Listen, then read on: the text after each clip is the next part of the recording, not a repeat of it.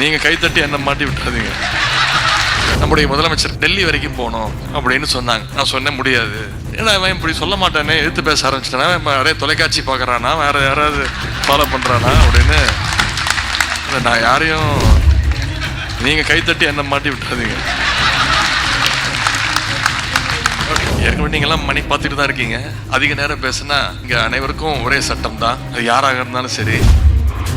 நானும் அதிக நேரம் பேசினா எனக்கும் சீட்டு அனுப்பிச்சு விட்ருங்க.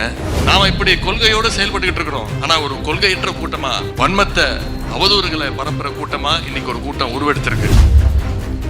இன்னைக்கு பல பேர் புதுசா கட்சி தொடங்குறாங்க. வரட்டும், வேணான்னு சொல்லல. கட்சியினுடைய புதுசா வருகின்ற தலைவர்களுக்கே அங்க வரலாறு கிடையாது. கட்சிக்கு விட்டுருங்க, தலைவருக்கே வரலாறு கிடையாது. நம்முடைய முதலமைச்சர் கழக தலைவர் அவர்கள் என்னை அழைத்து, பொதுவாக தலைவர் அவர்கள் என்னை அழைத்து என்ன சொன்னாலும் நான் எதிர்த்து ஒரு கேள்வி கூட கேட்க மாட்டேன், எதுவுமே பேச மாட்டேன். நீங்க என்ன சொன்னாலும் சரி அப்படின்ட்டு போயிடுவேன். என்னை அழைத்து நவம்பர் 14ஆம் தேதி நீ ஒரு நிகழ்ச்சிக்கு செல்லணும், டெல்லி வரைக்கும் போகணும், காலைல போயிட்டு முடிந்தா நைட்டே வந்துரு அப்படின்னு சொன்னாங்க. நான் சொன்ன முடியாது. ஏன்னா அது காரணம் தெரியாது, எனக்கு தெரியும். ஏன்னா அவன் இப்படி சொல்ல மாட்டானே, எடுத்து பேச ஆரம்பிச்சிட்டானா, நிறைய தொலைக்காட்சி பார்க்கறானா, வேற யாராவது ஃபாலோ பண்றானா அப்படின்னு நான் யாரையும்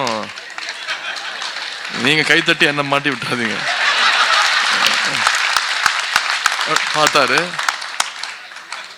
மணி 9 தாண்டி போய் கொண்டிருக்கிறது.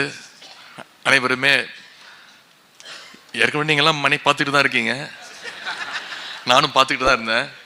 அதிக நேரம் பேசுனா அண்ணன் சிவகன் சொன்னது போல இங்கே அனைவருக்கும் ஒரே சட்டம் தான். அது யாராக இருந்தாலும் சரி. நானும் அதிக நேரம் பேசுனா எனக்கும் சீட்டு அனுப்பிச்சு விட்ருங்க. நாம் இப்படி கொள்கையோடு செயல்பட்டுக்கிட்டு இருக்கிறோம்.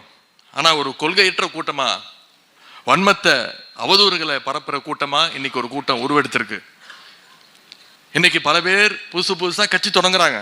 வரட்டும், வேணான்னு சொல்லல. கட்சியினுடைய புதுசா வருகின்ற தலைவர்களுடைய புது தலைவர்களுக்கே அங்க வரலாறு கிடையாது.